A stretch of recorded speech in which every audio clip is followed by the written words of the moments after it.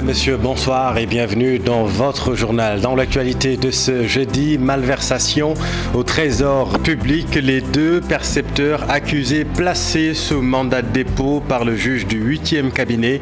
Ils sont poursuivis pour détournement de deniers publics, faux, usage de faux et blanchiment de capitaux.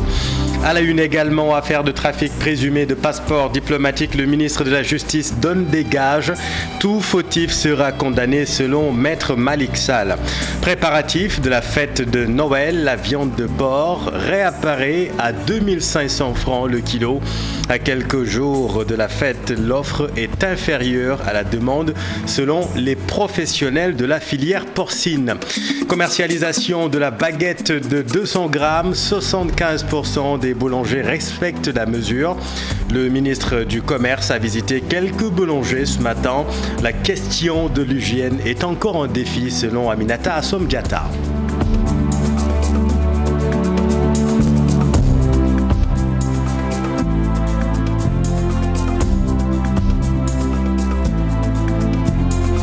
Mais d'abord, à quelques jours de la fête de Noël, la viande de porc réapparaît après la forte pénurie. Souvenez-vous, les professionnels de la filière porcine l'assurent. L'offre est actuellement inférieure à la demande. Le kilo est vendu en ce moment à 2500 francs CFA. Reportage édifiant au marché Bignona de Dakar. Marcel Farbamaro. De la viande de porc à foison, du moins à première vue. Car malgré les apparences, les vendeurs ressentent les effets de la pénurie annoncée depuis début décembre. Si vous avez vu les tables qui sont remplies de porc là, ils n'ont pas travaillé toute la semaine. Ils ont préféré garder le porc pour attendre, pour satisfaire le client pour la fête. Mais ils ne sont pas venus. Et les tables qui sont au milieu là, c'est la preuve vivante qu'il n'y a pas de porc. J'aimerais un jour qu'il y ait quelqu'un qui se porte volontaire, qu'il aille dans les régions pour voir, pour constater. Les Bissau-Guinéens, ils sont partout. Ils font du ravage. Ça, c'est une fierté que les Bissau-Guinéens viennent se ravitailler ici. Mais actuellement, l'offre, elle est inférieure à la demande. La filière porcine au Sénégal souffre donc d'une sérieuse pénurie en cette veille de Noël, mais pas que. En ce moment, le kilo est à 2500. Et moi, je peux vous dire que ça peut aller jusqu'à 1800 francs. C'est-à-dire il y a trop d'intermédiaires. Et ici, il n'y a pas de chambre frigorifique pour mettre au froid les porcs. Mais ce que j'ai remarqué, au Sénégal, les gens aiment trop l'informel, de l'à peu près. Et j'ai dit, la filière porcine peut créer beaucoup d'emplois, plus de 100 000. Faire de cette filière un secteur formel constitue une urgence, d'autant que des procédures de transformation existent déjà. Ça, c'est ce qu'on appelle longista. On découpe la viande en petits morceaux, on mélange avec de la marinade, on utilise le gigot et l'épaule, avec un peu de graisse que l'on mélange. Les éléments de la marinade sont assez chers parce qu'il y en a pas mal. C'est très bon, il faut goûter. En dépit de ces problèmes soulevés, la clientèle converge vers ce lieu de la capitale, réputé en commerce de viande de porc. Qui dit Noël, en effet, dit dégustation de cette chair si savoureuse. Pour moi, c'est la présence chrétienne parce que nous allons fêter bientôt Noël. Et la viande de bœuf, la viande de chèvre, ça coûte très cher. Crise ou pas, d'aucuns trouveront forcément le temps de se délecter. À en croire un autre vendeur de cette zone, la véritable affluence démarre ce 24 décembre comme à l'accoutumée, à quelques heures du réveillon. Et toujours à propos de la fête de Noël, en prélude de la messe de Noël, pour lutter contre la propagation du coronavirus, à Thiès, le service d'hygiène a lancé une campagne de désinfection dans les églises. Regardez ce reportage de Cheikh Anta Diop et Sey Latir. C'est un événement religieux qui cristallise les attentions des fidèles chrétiens. Noël, des milliers de fidèles sont attendus au niveau des églises de Thiès. Dans le contexte actuel avec la résurgence d'un nouveau variant, les éléments du service d'hygiène de Thiès sillonnent les 8 églises du département de Thiès pour une opération de désinfection et de désinsectisation. Ces 2 semaines, au Sénégal, il y a des activités que nous devons mener, en l'occurrence les fêtes de Noël et les fêtes de fin d'année. Donc sur ce, la brigade d'hygiène a jugé nécessaire de procéder à la désinfection des églises qui sont dans le département de Thiès, dans la ville de Thiès. Avec ce nouveau variant, donc vous voyez qu'au niveau de la région de Thiès, dans l'espace de 2 mois, nous avons pratiquement 30 cas communautaires.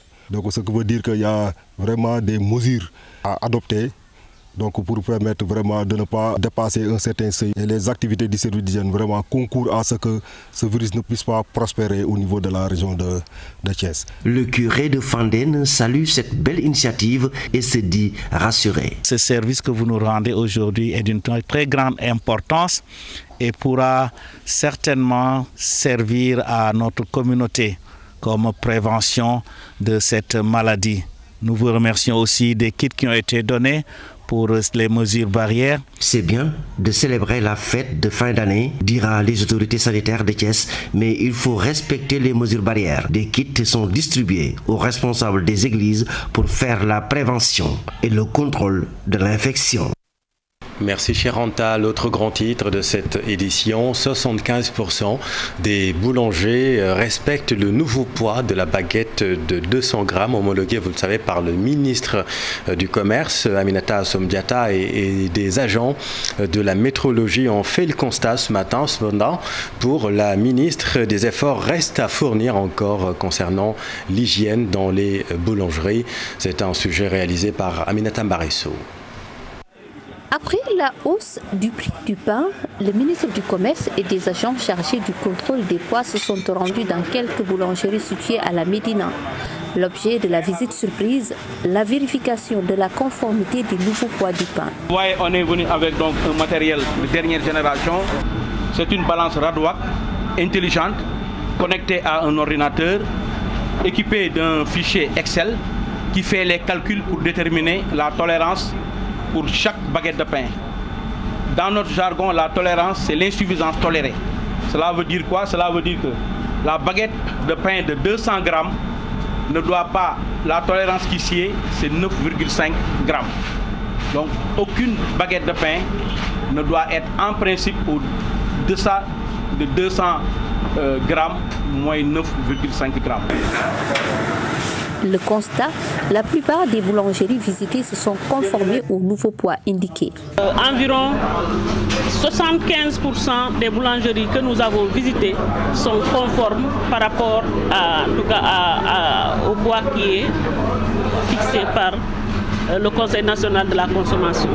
Ces visites vont se poursuivre pour nous assurer vraiment du respect à la fois du poids mais également du prix qui est fixé. L'autre bataille menée par les services du ministère du Commerce, l'hygiène dans les boulangeries. Nous avons également noté que quand même il y a des efforts à faire en matière d'hygiène. Et donc j'ai demandé à mes services de convoquer les responsables des boulangeries visitées pour leur faire part de nos constatations, mais aussi leur demander de prendre les mesures nécessaires puisque dans quelques semaines, je viendrai faire encore un tour pour m'assurer du respect des règles d'hygiène dans le secteur de la boulangerie. Aux boulangers qui ne se conforment pas au poids indiqué, à savoir 200 grammes pour la miche de 175, une saisie est faite par les agents de la métrologie. À défaut du paiement d'une amende, le dossier peut atterrir en justice. Et venons-en à la distribution de l'eau. La Sen'Eau bat des records d'impopularité au niveau des populations actuellement, de déficit en pénurie totale. Beaucoup jugent la distribution calamiteuse de la Sen'Eau. Lamine Fall et Diafaraba, reportage. De l'eau, toujours de l'eau, encore de l'eau. Le calvaire se poursuit toujours du côté des consommateurs, car le liquide précieux se fait rare dans les ménages. Cela fait maintenant 3 jours que nous n'avons pas d'eau. C'est fatigant de vivre une telle situation. Tu te lèves à 3h ou 4h du matin pour espérer avoir le liquide précieux, mais rien. Tu peux ni cuisiner, ni te laver, ni faire le linge. Toute la zone de Harela a senti ce manque. Aux factures d'eau très salées, les populations composent désormais avec le manque au quotidien de l'eau. 2-3 jours, nous coupons. Les coupures d'eau se font presque tous les 2, voire 3 jours. En plus, l'eau qui coule n'est pas potable. Tu ne peux rien faire avec. Chez nous, les robinets ne coulent pas depuis 3 jours. Et comme toujours, c'est la Sen'Eau, l'entreprise qui est en charge de l'exploitation de l'eau, qui est pointée du doigt. Il n'y a pas de cuisine à cause d'un manque d'eau. Je ne sais pas si c'est à cause de Macky Sall ou de la Sen'Eau, mais on est fatigué. Il s'y ajoute que les factures d'eau qu'on reçoit sont très chères. Je ne peux pas comprendre qu'on te prive d'eau pour ensuite payer une facture très salée. En plus, les nouveaux compteurs de la Sen'Eau ne me donnent aucune garantie, aucune assurance. L'hydraulique urbaine, une problématique qui perdure. Les populations semblent encore très loin de voir le bout du tunnel. Merci Lamine. Dans le chapitre judiciaire, affaire de la malversation au trésor public, les deux percepteurs sont placés sous mandat de dépôt. Le percepteur de Mbacké et son collègue de Saint-Louis sont visés pour détournement de deniers publics, faux, usage de faux et blanchiment de capitaux. Nous y reviendrons. L'évolution du dossier de trafic présumé de passeports diplomatiques montre que la justice sénégalaise est indépendante. C'est ce qu'avance le ministre de la Justice, Maître Malick Sall, rassure que toute la lumière sera faite sur ce dossier. Nous l'écoutons avec Alassane Ba. Je crois qu'au Sénégal, on a toujours tendance à parler, mais fondamentalement, vous savez que ceux-là qui parlaient, leurs droits ont été respectés. Je pense que quelqu'un qui est poursuivi pour des faits aussi graves, être bénéficié de la liberté provisoire dans un délai de 3 mois, montre quand même que la justice a fonctionné normalement. Et je peux vous assurer qu'elle fonctionnera normalement également pour les autres. Mais devant la justice, il n'y a pas de... on ne distingue pas si on est de la société civile ou si on est quoi que ce soit. Tout le monde doit être traité de la même façon. Et je pense que vous l'avez remarqué. Ceux qui parlent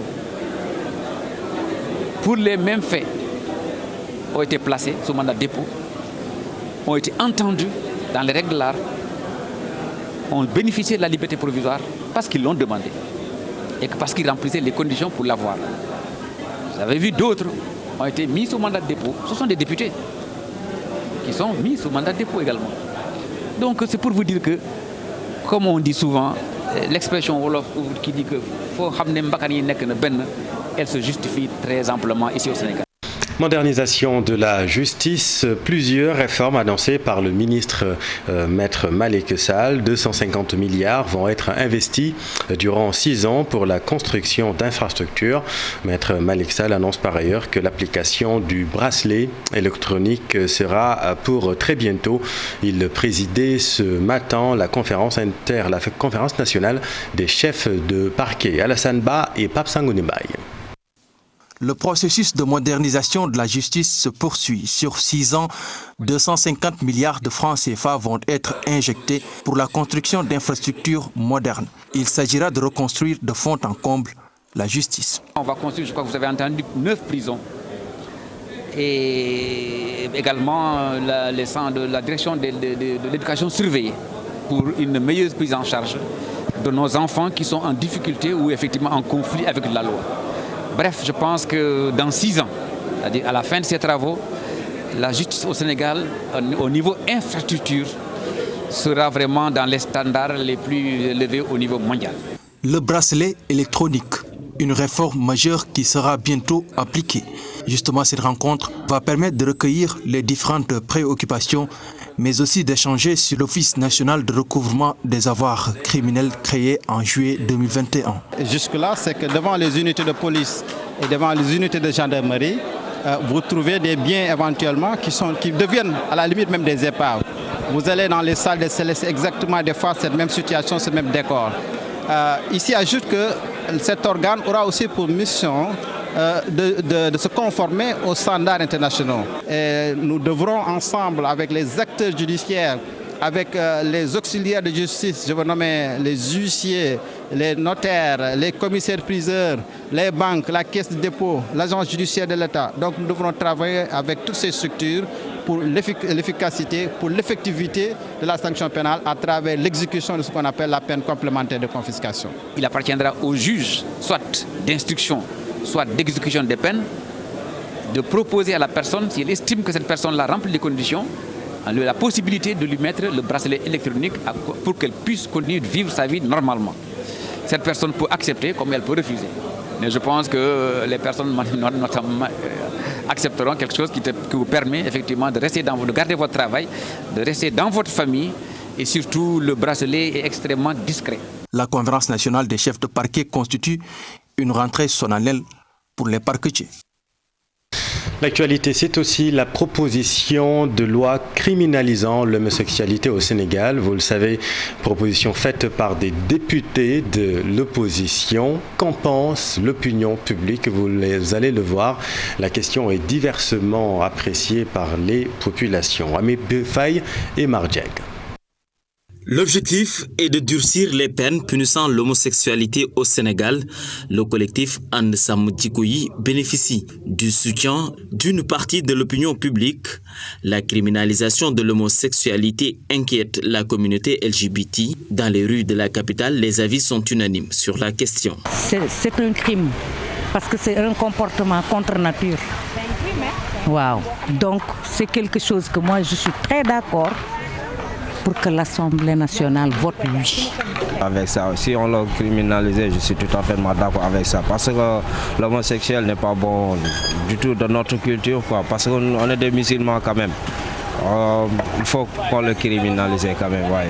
Au Sénégal, l'article 319 du Code pénal punit d'1 à 5 ans d'emprisonnement toute personne qui commet un acte contre nature avec un individu de son sexe.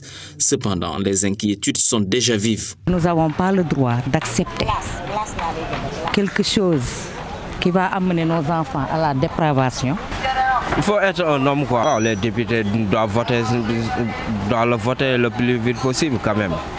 Nos interlocuteurs balayent d'un revers de main les pressions internationales en faveur de la dépénalisation. Quelque chose qui est inacceptable.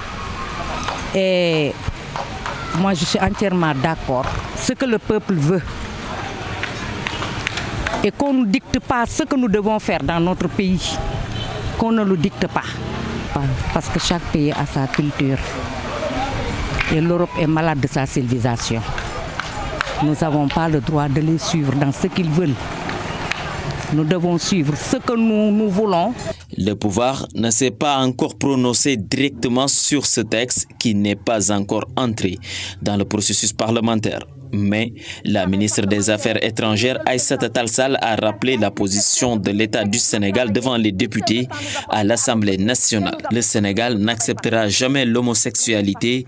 Personne ne pourra nous l'imposer, a-t-elle déclaré. Notre peuple. Vous avez l'écho de ce que le peuple veut. Selon le président du collectif Sam Djikoyi, 13 parlementaires se sont déjà engagés à voter cette loi.